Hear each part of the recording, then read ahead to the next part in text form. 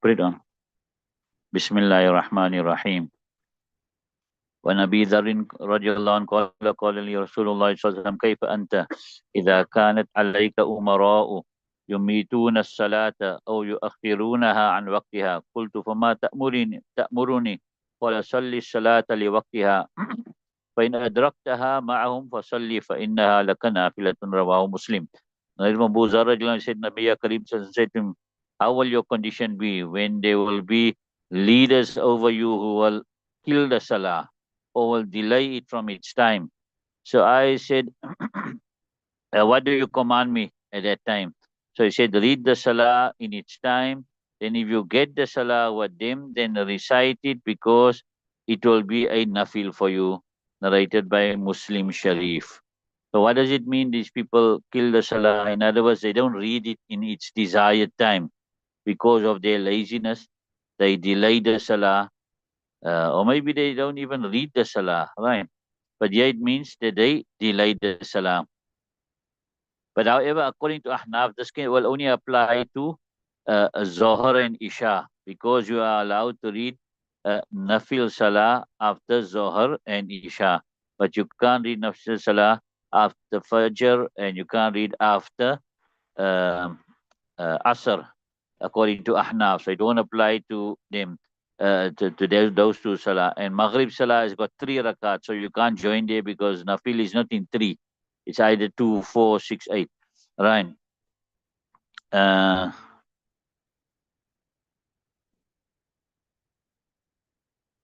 right. And now when it comes, but now this hadith is general. It's not showing you only read. It's just showing you general. So they say, yeah, this is a situation where if you get the salana with them and you don't read, it will cause a fitna. They say, why are you not reading? You don't read behind us. It can cause a fitna. So to save yourself from this fitna, then you just join them. Even though you'll be doing a makruh. You understand it? Because a fitna is worse than doing a makruh. So this was the miracle of Nabi Karim Sallallahu Alaihi Wasallam, that he prophesied this because we find that in the Banu Umayyah already, there were some leaders that they would delay the salah out of laziness from from the chosen time. ونبي هريرة رجل قال قال رسول الله من أدرك ركعة من الصبح قبل أن تطلع الشمس فقد أدرك الصبح ومن أدرك ركعة من العصر قبل أن تغرب الشمس فقد أدرك العصر متفق عليه. Narayed Abu Hurairah said, Nabi Karim said, whoever gets 1 rakat of Fajr before the sun rises, then he has gotten the Fajr. And whoever got 1 rakat of Asr before the sun sets, then he has gotten the Asr, muftafaqun alayh. There's ikhtilaf in this masla. However, most of the ulama, they say that it is as the hadith says, right? That if you get a rakat of Asr before the sunset and then you finish the remaining of the salah after sunset, then your namaz is not batil, it's fulfilled. And they do say that for the Fajr also. How Imam Bani Rahmullah he says for the Asr that is correct, but for the Fajr your namaz becomes batil and you have to make your qaza of your Fajr after Ishraq time, right? And the reason why Imam Banifa Rahmatullah alayhi says this is because we have an opposing hadith. The hadith which tells us that you can't read any salah, right? At the time of sunrise, sunset, and zawal, right? So they have this hadith in front of them. The other imam say that hadith that you can't read any salah at the time of sunrise, sunset, and zawal refers to nafil salah. So we say no, this refers to all salahs, right? So nevertheless, according to Ahnaf now, they say there's a clash between the two hadiths. And the usul goes like this, that when two ayats clash, then you go to the hadith. And what you mean clash, it means outward clash. What we would see is a clash. But it's not reality a clash. It's just because we don't know, but now we have to now work it out. You understand what it means? So they say when two ayats outwardly contradict each other, then you go to the hadith and you take your. And if two hadiths contradicts each other, then you go to qiyas, right? You go to logic. Yeah, but yeah, you go to, okay, if ijma is there, then you go to ijma. But most of the time there's no ijma because now there's ikhtilaf here, right? So that means now you go to qiyas, right? When two hadiths contradict each other, then you go to qiyas. Now, what does qiyas say? Qiyas say that asr salah, right? Uh, it becomes wajib as the time enters, right? When is your or sabab of your salah? The moment just before you read your salah. So it became wajib as the time enters. You didn't read it. Then it came into makruh time when the sun became yellow. And now it is now wajib in a deficient way. It's still wajib upon you, but it came wajib with that karahat in a deficient way, right? And now you are still told to read it. If the sun is yellow and your asr time come, you can't say, oh, it's makruh time now, I can't read salah. You have to still read the salah. So you did it and you fulfilled it in the deficient way. So therefore, asr salah, since it became wajib in a deficient way, then you also fulfilled it in a deficient way, which means you fulfilled it after the sunset. That when then it was still valid. But Fajr Salah, there is no makruh time there. The entire time is a time uh, um, for Fajr. So the Fajr Salah here became wajib in a kamil way. And since it became wajib in a kamil way, it's going to be completed kamil. So you can't complete it nakis. So therefore you can't read it as the sun rises. You have to break your salah. Once you know the sun rising, then you have to break your salah and you have to make qaza of it after sunrise, after a time of ishraq. Ibn Malik Rahmullah, he says, what this hadith actually means is that if you got one rakat before sunset or one rakat before sunrise, then that salah becomes now compulsory upon you, and you have to make qaza of it. Which means what he says doesn't mean you must read your salah finish at a time. He says you have to make a qaza of that salah because it now became compulsory upon you.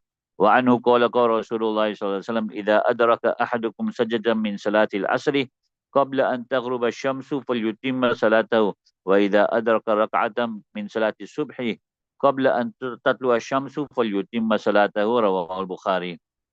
Narrated also from him, from Abu Hurairah, says that Nabi Karim says that when one of you get a sajda and has one rakat from Salatul Asr, before the sun sets, then he should complete his salah.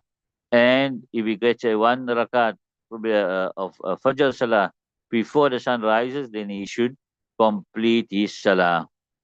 So Ahnaf say what it means complete your salah. In other words, here you must repeat your salah because it now became binding upon you. Right. وعن أنس رضي الله قال رسول الله صلى الله عليه وسلم من نسي صلاة أو نام عنها فكفارتها أن يصليها إذا ذكرها وفي رواية لا كفارة لها إلا ذلك متفق عليه. Right from Anas radiallahu anhu said Nabi Karim said whoever forgets to recite Salah or he sleeps from the Salah, then its compensation is that he must recite it when he remembers it. And in one riwayat, there is no kafara for it except that. In other words, you may just make the qaza. You understand? It's not like fasting that you break your fast without an excuse. Then you have to keep qaza and kafara.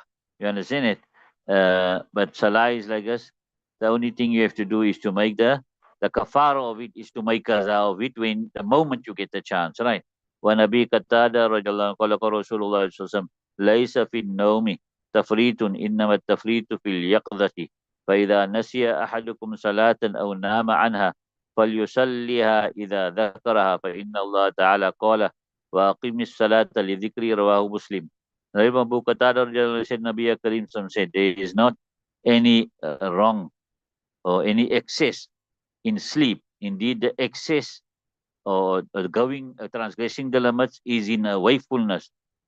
In other words, so if you slept and you missed the salah, then there is no wrong in that, right? But the the excess and the wrong is when you are awake. So therefore, when one of you must the salah or he sleeps from it, then he should recite it when he remembers it, because Allah subhanahu wa ta'ala says, and establish salah for my remembrance, Rawahu Muslim. What does mean? Just say that while you're sleeping, there is no wrong upon you. You can't be taken to task while you're sleeping, but you'll be taken to task while you're awake. That why did you sleep and you didn't make arrangements to wake up? Or the time set in and you slept before you could read it. You could have read it and then slept. But why when you go sleep before reciting your salah? So you're going to be taken to task that when you are awake, why you did that wrong, why you did that, and you never made some arrangements for your salah, right? And then what does and then also how you forget your salah is that you get involved in amusement and play. Then also you'll be taken to task. You understand? One is you completely unmindful, right? No fault of yours. But other is you involve in amusement and play. So intentionally you forgot your salah. You understand it? Intentionally by doing all this wrong, you completely forgot your salah. Right. And aqimis salata li dhikri. They say it means here when you remember about your salah, because that is when you will remember me. When you think of your salah, that's the time you'll think of Allah subhanahu wa ta'ala, right? And that's the time you must read your salah. So the moment you remember, basically the moment you remember, you must read your salah. Right. The last one.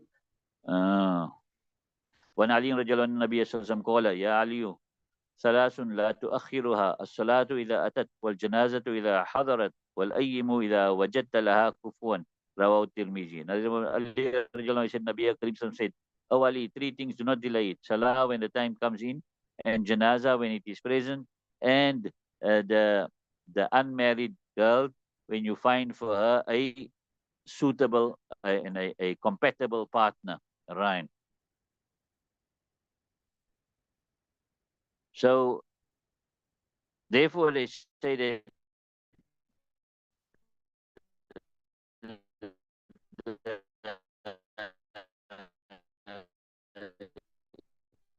the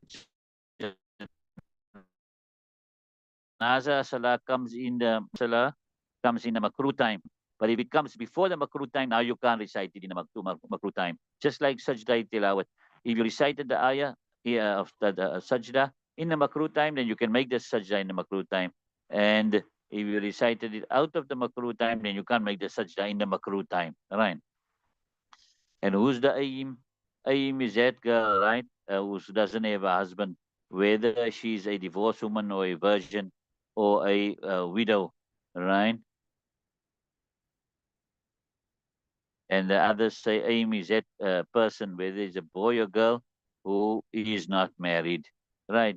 Kufu, in other words, that you find a compatible spouse for the boy or the girl in lineage, Islam, freedom, deen, wealth, uh, and occupation. These are the things that compatibility is looked at. Should be something similar, someone similar. You understand? Of the same standing. Nowadays, there's this habit here is that we delay the marriage of the girls, and we follow the new customs where we get them married late and we refuse lots of proposals. Then because of that, then what happens is then we find takun fitnatun fil ardi wa fasadun kabir, fasadun arid. There's lots of fitna and lots of fasad happens, and they get involved, and zina happens. You understand it? So we need to go back to the hadith, and immodesty takes place. So one is we delay the marriage of a girl who's still a virgin, and the other is also we find it bad that a woman whose husband passed away, then we find it a fault that she must remarry, whereas the Sharia just gave her full permission to remarry. So you can't stop her also from remarrying. Right, leave it till there.